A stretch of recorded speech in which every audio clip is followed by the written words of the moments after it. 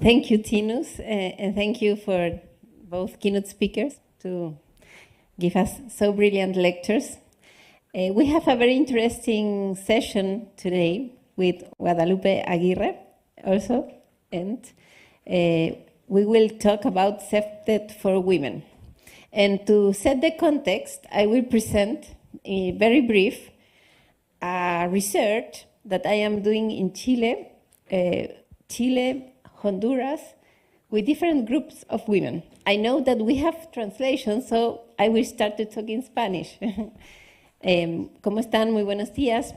Yo sé que tenemos traducción, así es que voy a presentar mi ponencia sobre SEPTED y mujeres en español, sobre una investigación que estoy haciendo en 2 países, con distintos grupos de mujeres. Y lo que quiero decir, primero lo que quiero destacar es que cuando uno trabaja SEPTED o hace una intervención para la seguridad urbana, es muy importante entender que tenemos la seguridad objetiva, pero también la seguridad subjetiva. La seguridad objetiva es cuando ocurren delitos, somos víctimas, a veces se denuncian, otras veces no, que es lo que se conoce como la cifra negra, pero también es importante entender que existe la percepción de inseguridad.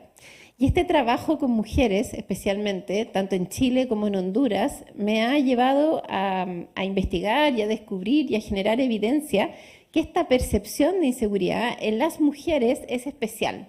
Se construye de otra forma que como la construyen los hombres, especialmente cuando se trata del espacio público. Cuando hablamos de seguridad urbana en estos grupos específicos como mujeres, claramente estamos hablando también de prevención, de violencia y delito. Por eso es importante pesquisar. Y SEPTED, esta metodología que mediante la modificación de variables socioambientales nos ayuda a reducir las oportunidades delictivas, la percepción de inseguridad, pero también a aumentar la cohesión comunitaria. Me gustó mucho lo que comentó Gerard en términos de que SEPTED es una metodología viva que ha ido evolucionando. Ya mencionaron SEPTED de primera generación, de segunda generación y de tercera. SEPTED de tercera generación, que está en desarrollo, es una teoría que se está creando, es la última gran aporte que se hace a la metodología SEPTED y que tiene que ver con entender las motivaciones humanas, las motivaciones criminales, muy conectado con la pirámide de Maslow y se basa también en las 4 S de la sustentabilidad. Sustentabilidad económica, sustentabilidad ambiental, sustentabilidad social y sanitaria. ¿Y por qué me interesa destacar la sustentabilidad sanitaria? Porque tiene que ver con la salud mental. Y ahí me conecto con el tema de mujeres. El primer grupo de mujeres con el que nosotros trabajamos es un grupo de niñas jóvenes entre 8 y 12 años. Lo trabajé con Emma Suazo en Honduras, donde le pedimos que soñaran su barrio con la técnica de nube de sueños que vamos a ver más adelante por la tarde en un taller. Se les pone una cartulina en blanco, se les pasan lápices de colores y se les piden que ellas sueñen su barrio. Y fue muy interesante ver lo que empezaron a soñar. Como ustedes pueden ver, ahí hay algunos ejemplos de sus sueños. Y lo que nosotros hacemos con esta técnica es que analizamos del total de la muestra de sueños qué elementos son los que más se repiten en niñas, qué elementos son los que más se repiten en niños, por ejemplo, y empezamos a comparar. Y nos empezó a llamar la atención las distintas necesidades ambientales de niñas y niños en este lugar de Tela, en Honduras. Por ejemplo, las niñas mostraban una necesidad mayor de mejorar las casas, como el mundo más íntimo, más privado, y la estructura que las contenía. En cambio, niños, generalmente en esta edad, pedían más espacio público, más canchas, para poder desarrollarse deportivamente. También contrastamos esta muestra con un grupo de mujeres mayores, adultas mayores, entre 68 y 74 años, de Puente Alto, en Santiago, que es un trabajo que estoy haciendo con Olga, que está acá, que es directora de seguridad de Puente Alto, y ellas nos mostraron una gran necesidad de acciones e interacción social, especialmente post pandemia. Durante pandemia sintieron mucha soledad, mucha vulnerabilidad psicológica, tuvieron que lidiar con lutos, tuvieron que lidiar emocionalmente con la muerte. Entonces, lo que pasa post pandemia es que quieren celebrar la vida y quieren hacerlo junto a otras vecinas. Acá se muestran algunos dibujos de justamente sus emociones de estrés y angustia frente a la pandemia Y si se fijan, ellas mismas representan su comunidad acá, pero no dibujan personas. Que esto es algo que nosotros empezamos a ver de forma repetitiva en varios países cuando aplicábamos nubes de sueño. En repetición de elementos, ellas valoran mucho las variables o los elementos naturales del paisaje, bueno, y la convivencia. Esta es la nube de sueño que hicimos también con mujeres adultas de Puerto Varas, que es una ciudad que está más al sur de Chile. Y en Puerto Varas, por eso están estas chimeneas acá, porque hace mucho más frío y ellas mismas representan sus chimeneas, pero ellas se fijan que dibujan la estructura comunitaria, pero dibujan a sus niños jugando, pero no se dibujan a sí mismas. Entonces también hay un tema ahí de fracción de la composición social entre ellas que uno puede trabajar con una metodología CEPTED. Se aplica nuevamente la repetición de elementos y vemos cómo empieza a aparecer temas muy importantes, las flores. Para ellas, las flores representan un elemento del paisajismo que es importante destacar en los proyectos. Y uno podría decir, ¿y qué tiene que ver con seguridad esto? Tiene todo que ver, porque si nosotros conectamos con lo que estos grupos específicos realmente necesitan, vamos a poder hacer intervenciones específicas para lo que necesitan y van a haber una mayor identificación con el entorno. Esta es otra ciudad con la que trabajamos con niños y niñas en Yanquihue, que queda al borde de un lago, y dibujaron mucho sus volcanes.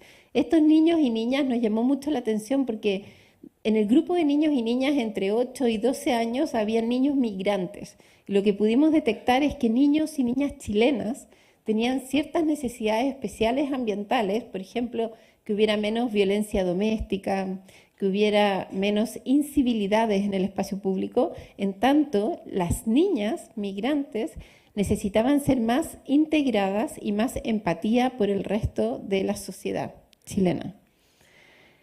Toda esta metodología de las nubes de sueño, de trabajar con estos grupos específicos de mujeres y contrastar con las necesidades de los hombres, nos ha permitido darnos cuenta que efectivamente la mirada de género es importante. Es importante para la metodología CEPTED y tenemos que generar más investigación con más evidencia científica que nos permita hacer proyectos mucho más acotados a lo que estos grupos necesitan. Con toda esta información y en gran parte por el proyecto y trabajo que estamos haciendo con Guadalupe, también acá en Brasil, que ya va a contar, yo publiqué esta guía en el mes de septiembre, que es Guía CEPTED para Mujeres. Está en portugués y en inglés, donde explico y cuento un poco esta investigación y algunas recomendaciones para proyectos de intervención específicamente en mujeres. Entonces los invito a verla, la subí al App Academia, que es gratuito y pueden descargarla fácilmente. Muchas gracias.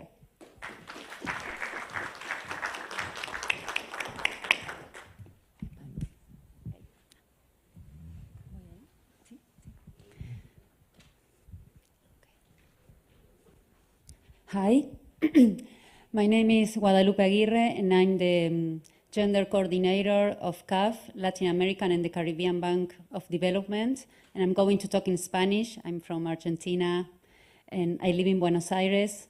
I understand English, I understand Portuguese, but it's a little bit rusty for me to talk in other language.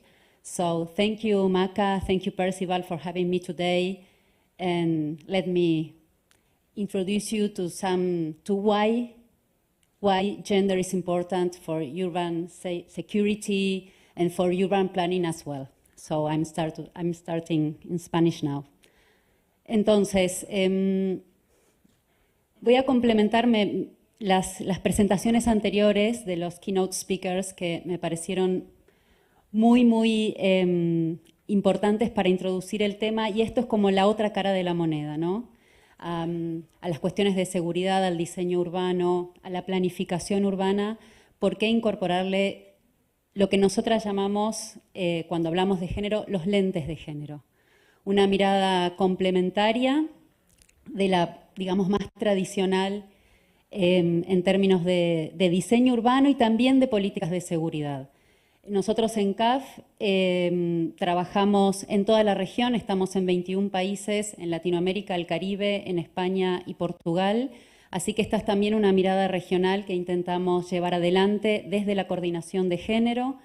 Y como bien Maca comentó, estamos trabajando aquí en Brasil. Acá veo a uno de los muchachos que está de Fortaleza, que está llevando adelante este proyecto. Estamos en 3 ciudades de Ceará, llevando adelante CEPTED con mirada de género. Pero bueno, ¿de qué hablamos finalmente cuando hablamos de género? Tenemos el tiempo acotado, así que no voy a hacer las preguntas, recolectar, pero básicamente pensamos en que hablamos de mujeres, ¿no? Una respuesta típica sería: estamos hablando de mujeres. No es incorrecto, pero es un poquitito más que eso, digamos.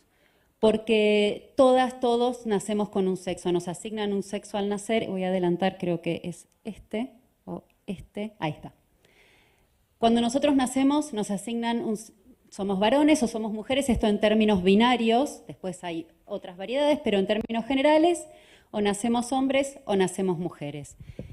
Y el nacer con un sexo u otro es como, para hacer una metáfora, una alegoría, como un perchero. Si nacemos mujeres nos asignan roles, comportamientos, habilidades que se esperan de nosotras, y si una persona nace varón, lo mismo. Se le asignan, se le van colgando roles, comportamientos, habilidades que no solamente son esperados, sino que son permitidos y valorados.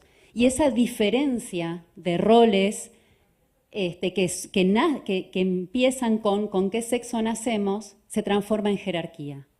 Y ese es el punto nodal de la cuestión de género. No es solamente que somos hombres y mujeres y que efectivamente somos distintos, sino que se nos asignan socialmente mediante todos los ámbitos de socialización, empezando por la familia, pero siguiendo por la escuela, las amistades, todos los distintos ámbitos donde nos movemos, y eso se premia y se castiga. Si seguimos esos roles y comportamientos, la vestimenta también, que se espera de nosotros, somos premiados, y si nos salimos de la norma, tanto mujeres como varones, somos castigados. Y hay distintas formas de castigo, no necesariamente física, sino distintos tipos de discriminaciones al no seguir esa regla. Entonces, el género es un concepto relacional. ¿Cómo nos situamos socialmente y en la relación entre mujeres y varones en torno a esos comportamientos apropiados, esperables, permitidos y valorados? Esto es mucho más largo, esto es muy, muy breve, pero básicamente y tradicionalmente a lo largo de culturas, a lo largo de décadas, a lo largo de regiones, a los varones se les ha asignado el espacio público, la toma de decisiones, y a las mujeres el espacio privado, el espacio doméstico, a los hombres las tareas productivas y a las mujeres las tareas reproductivas. Y por supuesto que se han naturalizado esos roles. Si bien son una construcción social y cultural, se toman como naturales. Y por supuesto que forman parte de un contexto sociocultural y se intersectan con otras variables. No es lo mismo ser una mujer blanca, educada, rica, que ser una mujer afrodescendiente, inmigrante, por ejemplo. Lo mismo con los hombres. Entonces, estas categorías se intersectan con otras variables sociales que determinan distintos tipos de participación en la sociedad y también distintos tipos de discriminaciones. Y si bien el género es un concepto relacional, ¿por qué hablamos de género y hablamos de mujeres? Porque las mujeres históricamente seguimos teniendo un rol subordinado por esta división de roles que, bueno, se basa en la división sexual del trabajo, ¿no? Las mujeres en el ámbito privado, dentro de los hogares, tareas reproductivas, y los hombres en el ámbito público tomando decisiones públicas que nos afectan también a las mujeres, pero que muchas veces, como no tenemos voz en esas decisiones públicas, no son tomadas en cuenta. Un poco lo que decía Maca en su presentación. Perdón, me equivoqué. A ver, sí. No estaría funcionando. Ahí está, era más fácil.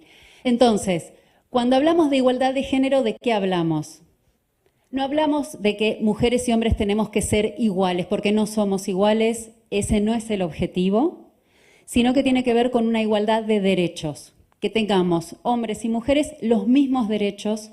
En este caso particular del encuentro de hoy y de mañana, tiene que ver con el mismo acceso a las políticas de seguridad y a la planificación urbana. Porque si bien es cierto, como decía el keynote speaker al inicio, las ciudades son un mercado de trabajo. Para que haya mercado de trabajo también tiene que haber tareas de cuidado, tareas reproductivas. Entonces las ciudades también tienen que estar planificadas, no solamente para poder ir al trabajo, sino para que esas tareas reproductivas se puedan realizar y que las personas que las desarrollan, que son desproporcionadamente mujeres, las puedan desarrollar en condiciones de dignidad y de acceso, ¿no? Porque si no tenemos acceso a un hospital, a la escuela, al supermercado, a la farmacia o al supermercado, al mercado, etcétera, ahí también hay un gap que en general que tradicionalmente, vamos a decir así, no se ha tenido en cuenta para el diseño urbano y eso impacta fuertemente en las condiciones de seguridad. Entonces, para volver a la igualdad de género, también es importante recalcar que no es un asunto de mujeres, sino que es un asunto de la sociedad entera, porque finalmente es una cuestión de derechos humanos y de derechos humanos muy básicos, empezando por el derecho a la vida y a una vida digna. Entonces, ya lo adelanté un poquito, pero básicamente el espacio público, por esta división sexual del trabajo, donde tradicionalmente los hombres han tomado las decisiones públicas para la sociedad entera en toda su diversidad, no ha tenido en cuenta esta diferenciación, estas diferentes necesidades de mujeres y de varones. He puesto en términos muy simples, porque también hay otros grupos poblacionales que han sido históricamente discriminados en torno a la planificación urbana y a las cuestiones de seguridad, a las políticas de seguridad más tradicionales. Niños, niñas, adultos mayores, personas con discapacidad, etc. Pero básicamente, y hay una gran diferencia en la planificación de las ciudades y en la vivencia, como decía Macarena antes, del espacio público para hombres y mujeres. En general, las políticas de seguridad toman los datos, lo que se llaman, voy a repetir lo que dijo Maca, los datos objetivos. Y los datos objetivos relacionados con los códigos penales de nuestros países, ¿no? Lo que se puede penar, robo, hurto, homicidio, etc. Las políticas de seguridad en general no tienen en cuenta la percepción de inseguridad, ni de hombres ni de mujeres, pero especialmente de las mujeres. Porque en el espacio público hay muchos estudios que lo muestran. El mayor temor de los hombres es al robo, al hurto, a algún hecho violento en ese sentido, pero el de las mujeres es a la agresión sexual. Y eso es muy distinto a la hora de planear una política de seguridad, una intervención urbana para prevenir y para abordar esas cuestiones. No es lo mismo prevenir, disuadir un robo que una agresión sexual. Y en las políticas de seguridad en general, en las intervenciones urbanas, se tiene en cuenta lo primero y no lo segundo. Y esa cuestión de no planificar, de no tener estos lentes de género, no de no planificar, de no ponerse los lentes de género, finalmente es una de las principales barreras que hacen que las mujeres no tengan el mismo acceso a la ciudad que los varones, no podamos ejercer el derecho a la ciudad de la misma manera que los varones, viéndose limitado ese derecho de múltiples maneras. Porque al diseñar los espacios públicos se tiene a una persona en mente, hay diversos usos y hay un usuario en mente. Y en general, ese usuario tradicionalmente ha sido un hombre heterosexual que va a su trabajo, que no tiene personas a cargo, que usa seguramente muchas veces el auto para ir y venir del trabajo en un trayecto lineal, y no los trayectos que hacemos las mujeres o que hacen las mujeres que tienen personas dependientes a cargo, no solamente niños, sino toda persona dependiente, que es ir de un lugar a otro, a la escuela, a la farmacia, al médico, ir a su trabajo quizás, etcétera, etcétera. Entonces, el espacio público y las soluciones a las cuestiones de inseguridad y de violencia tradicionalmente han sido diseñadas con ese usuario en mente, y eso también lo podemos ver En muchos proyectos de revalorización de espacios públicos, por ejemplo, cuando se hace un espacio deportivo. ¿Qué espacio deportivo se piensa en nuestros países, sobre todo? En una cancha de fútbol. ¿Quién usa la cancha de fútbol? Los niños. ¿Quién tiene oportunidad? Y hay también estudios que muestran quiénes usan los espacios públicos, los varones. Juegan al fútbol, se juntan con sus amigos, etcétera, etcétera. Entonces las mujeres seguimos quedando relegadas al espacio privado a la hora de incluso diseñar espacios públicos que se pretenden de socialización, seguros, etcétera. Me avisan si me estoy... 5 minutos, perfecto. Entonces voy a ir adelantando. Perdón, no me estoy amigando con esto. Entonces, básicamente hay que resignificar los espacios públicos urbanos con un enfoque de género, diferenciar lo que decía antes, podemos ser mujeres, discapacitadas, migrantes, de distintas etnias, etcétera, y de derechos. Tenemos derecho a la ciudad, al uso y disfrute de la ciudad en igualdad de condiciones, todos quienes las habitamos. Y todo eso, toda esa condensación ya fue... Toda esta discusión, digamos, hizo que a principios del año 2000 hubo una reunión de arquitectas feministas en Montreal, en Canadá, en el 2002, donde se determinaron 6 principios de lo que sería una ciudad con lentes de género, espacios públicos con lentes de género, que no son muy distintos a lo que yo, que no soy experta en CEPTED, conozco de CEPTED. Se han determinado estos 6 principios, como decía, estas 6 dimensiones que se tienen que tener en cuenta a la hora de diseñar espacios públicos, teniendo en cuenta la mirada de las mujeres. Señalización, saber a dónde estamos y hacia dónde vamos. Hay una obra en construcción que me señala en el camino para donde puede ir un subte, un túnel, etc. Visibilidad, ver y ser vistas. ¿Qué obstáculos hay para la visión a la hora de recorrer la ciudad? Que haya personas, que podamos oír, pero también ser oídas si tenemos que pedir ayuda. Vigilancia formal, policías u otro tipo de vigilancia, pero también vigilancia, a ver, no lo dice acá, también vigilancia informal y acceso a la ayuda. Planificación y mantenimiento de los lugares, super CEPTED. Vivir en un ambiente, en un espacio público limpio, arreglado, bien mantenido, etcétera, y por supuesto la participación de la comunidad. ¿Cómo es un espacio seguro en nuestros barrios, en nuestras comunidades? ¿Qué usos y qué necesidades hay para su uso? Tiene que ver con la participación comunitaria. Una participación comunitaria que incluya a las mujeres, en este caso, pero también a otros grupos poblacionales como los niños, personas con discapacidad, personas de la tercera edad, etc. De todas formas, la mirada de género es beneficiosa para todos los grupos poblacionales. Las mujeres, bueno, por nuestros roles tradicionales, etcétera, etcétera, etcétera, tendemos a pensar no solamente en nosotras, sino en las personas generalmente dependientes con las que convivimos, o a las que atendemos. Entonces, ¿qué hace CAF con todo esto? Les traje un caso en Colombia. CAF tiene bastante trabajo sobre movilidad y género y ha hecho distintos estudios de movilidad en varias ciudades de Latinoamérica.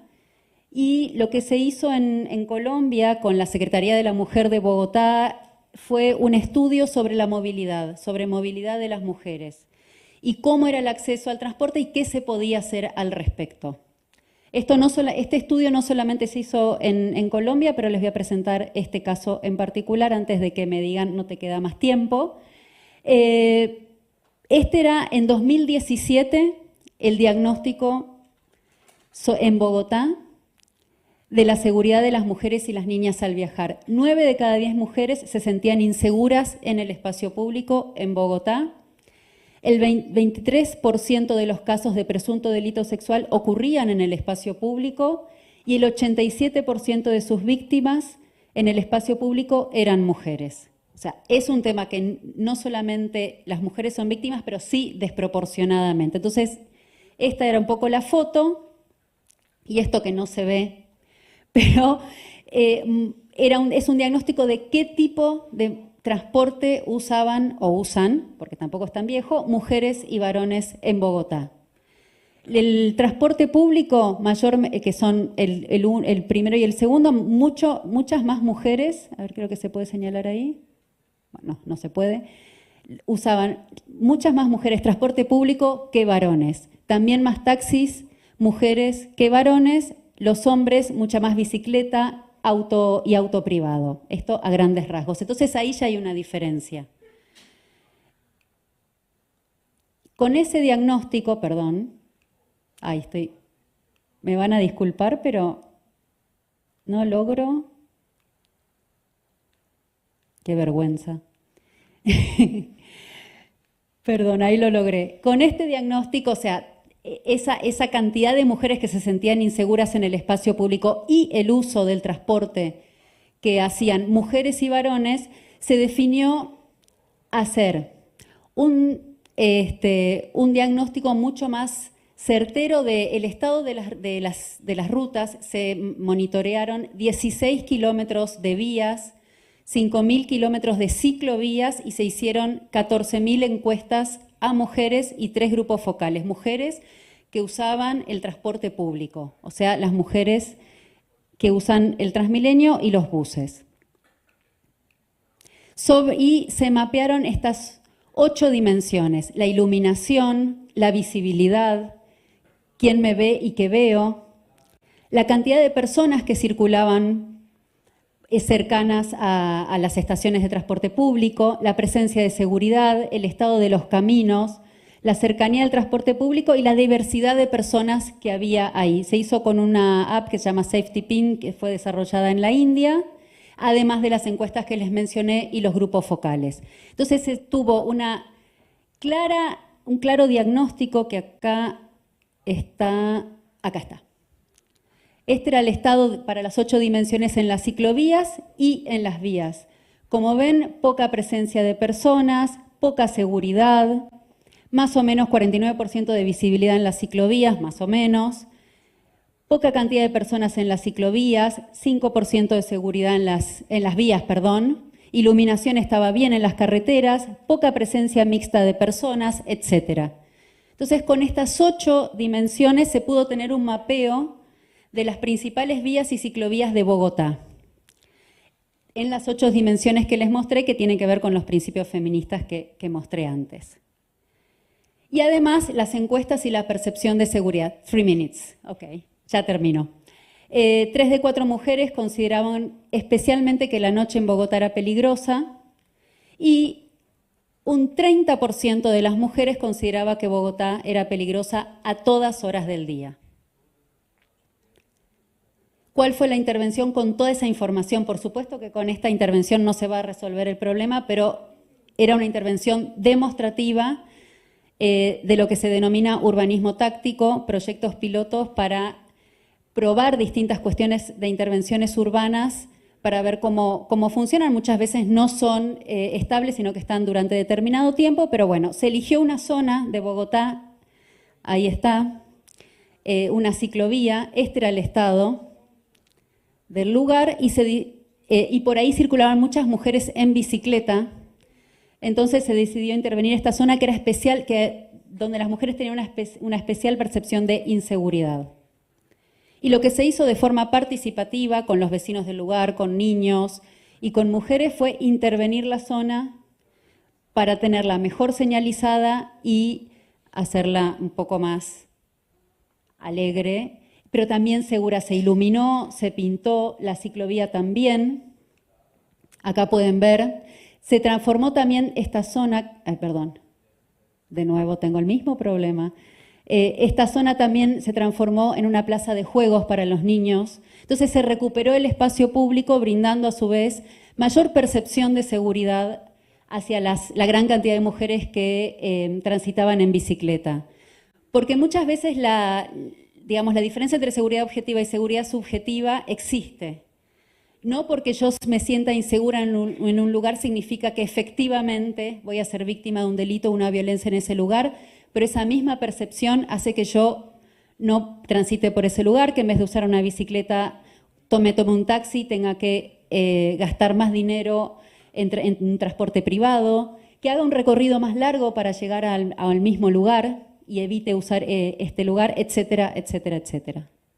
Entonces, como ven, se transformó también en un espacio de juegos para los niños de la zona y terminó todo este proyecto en un manual de replicabilidad de esta experiencia, que es del 2019, es un manual de urbanismo táctico donde está compilada toda la experiencia y hay una guía con herramientas concretas para replicarlo.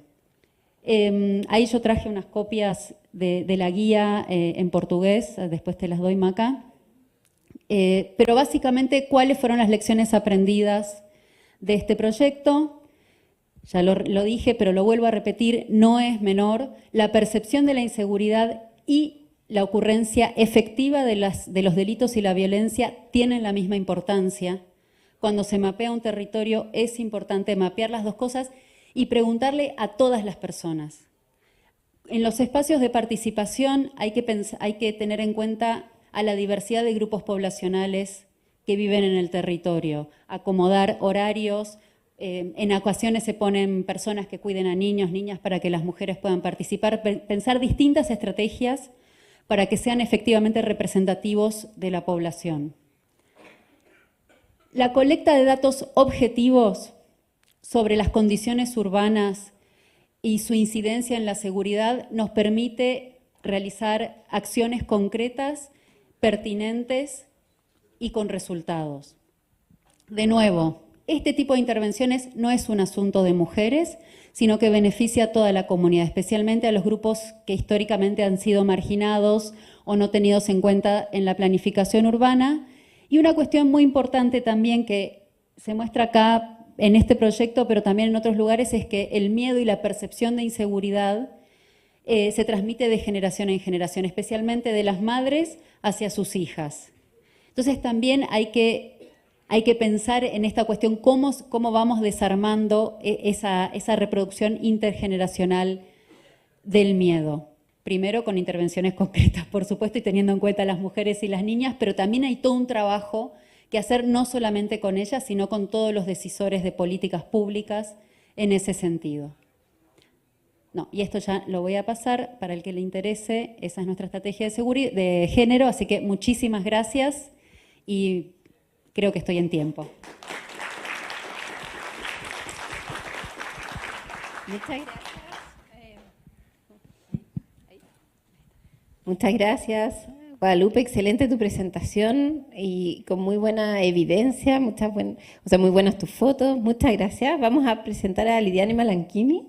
Como estás, Lidiane? Tudo bem. Ah, tudo bom. Você vai falar em português. Sim. Você precisa? Sim. Beijo. Muito obrigada. Olá, bom dia a todas e todos. Eu sou Lidiane, trabalho numa organização de base comunitária chamada Rede da Maré, que fica localizada no Conjunto de Favelas da Maré, no Rio de Janeiro. Queria agradecer o convite ao Perceval, a Macarena, pelo convite para a gente estar aqui. E a gente está vindo também de uma ressaca, né? A gente fez um grande festival nesse final de semana, no centro da cidade do Rio de Janeiro, chamado Festival Mulheres do Mundo, em que a Rede da Maré é curadora. Então, a gente teve mais de 200 atividades, shows. Então, eu estou vindo assim também um pouco nessa energia que a gente trocou entre mulheres para um evento produzido por mulheres, né, para mulheres, com mulheres do mundo inteiro. Então, para a gente também é um momento que a gente se reenergizou, se encontrou nesse final de semana.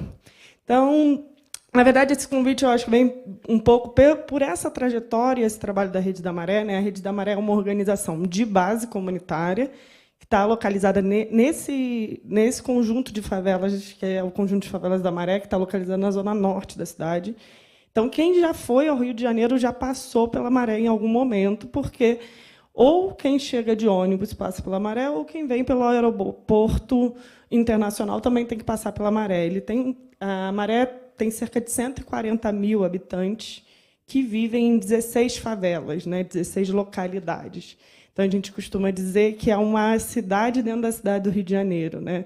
Se a gente comparar populacionalmente, a Maré é maior do que 95% dos municípios brasileiros. Então, e é uma favela majoritariamente formada por mulheres, né? A gente tem 56% da população feminina. Isso se reverbera muito também nos processos de luta por direitos na Maré. Então, a Rede da Maré, por exemplo, foi fundada e liderada por mulheres, e hoje a sua composição de cerca de 340 funcionários, 90% são mulheres. Então, é um processo liderado e pensado também com mulheres e para mulheres desse território, dessa favela em específico. Então, a Rede da Maré atua, né? E aí eu talvez localizar um pouco, né? A Rede da Maré atua nessa frente de pensar como que a gente fortalece a ideia que a favela é cidade, né? Longe da ideia de que a favela é um gueto, né? E que está apartada da cidade, todo o nosso trabalho é de reafirmar que a favela é cidade. Então, todos os direitos que todo cidadão e toda cidadã da cidade tem, os moradores e as moradoras da Maré precisam ter e acessar. Mas a gente sabe que a gente vive numa sociedade muito desigual, né? A gente ouviu aí um pouquinho os colegas da primeira mesa, que fala muito desse lugar que o que é a favela, o que a favela representa na cidade. Então, cada vez que a gente fortalece essa ideia de que temos os bairros formais e a favela, a gente reforça esse abismo e essa identificação.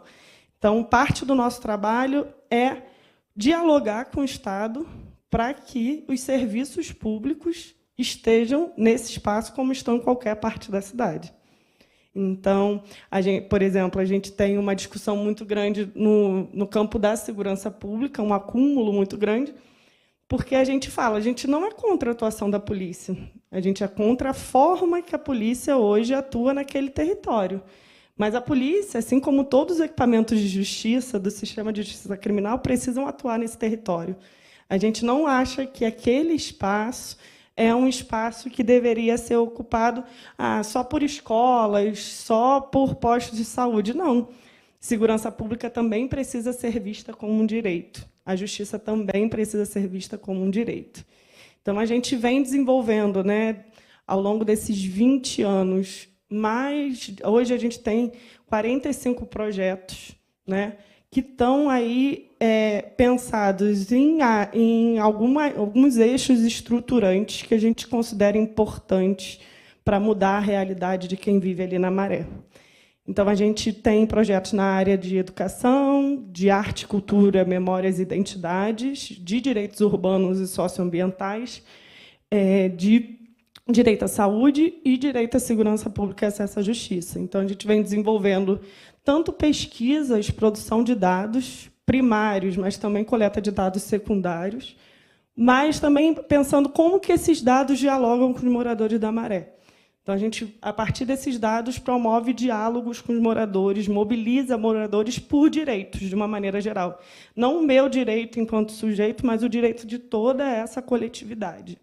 E a gente vai criando ações concretas para a gente pensar como que a gente incide politicamente. Acho que principalmente em políticas públicas, mas na sociedade. A gente também parte do pressuposto que se existe essa desigualdade que está colocada na cidade, ela tem a anuência da sociedade. E a sociedade precisa se implicar também em mitigar essa desigualdade. Então, eu trouxe aqui alguns exemplos para a gente dialogar um pouco dessas experiências do que a gente vem experimentando na Maré, né?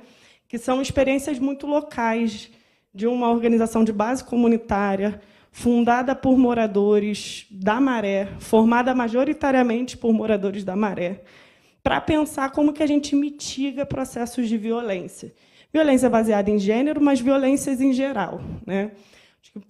Uma primeira experiência que a gente tem, que é muito forte, né, foi o pré-vestibular comunitário, que foi criado lá nos anos 90, pensando como que amplia o acesso ao ensino superior. O acesso ao ensino superior, ele garante mobilidade, né, social para esses sujeitos que circulam a cidade, mas também acessam a renda de uma maneira diferenciada.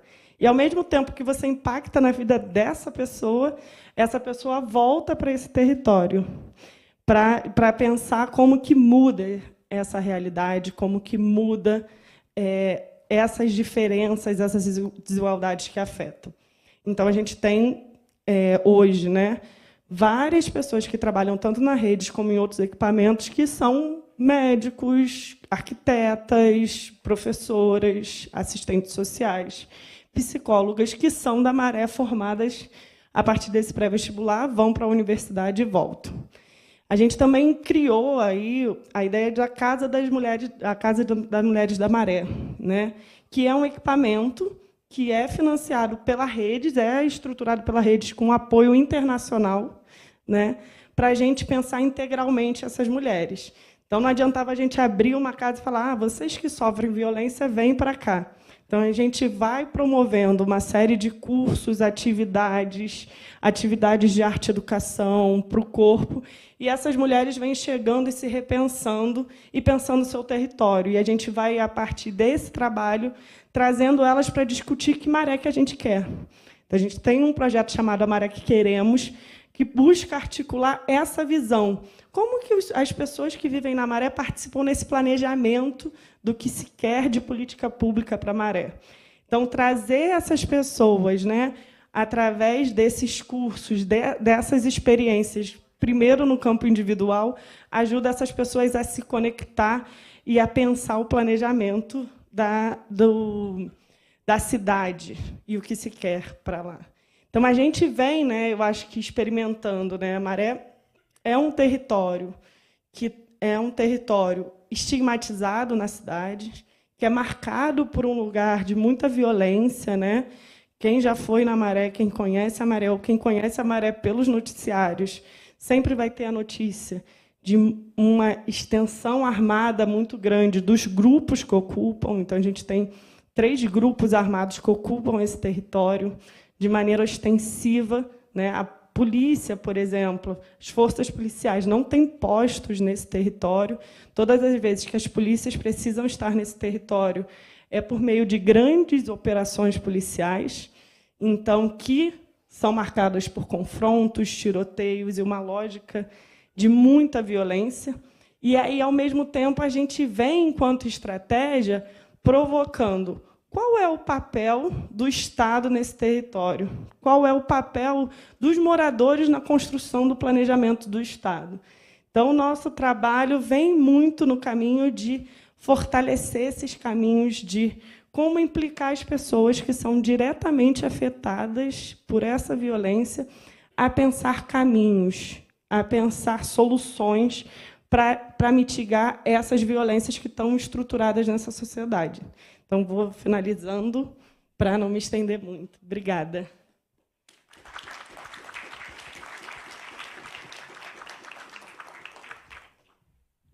Muito obrigada, excelente.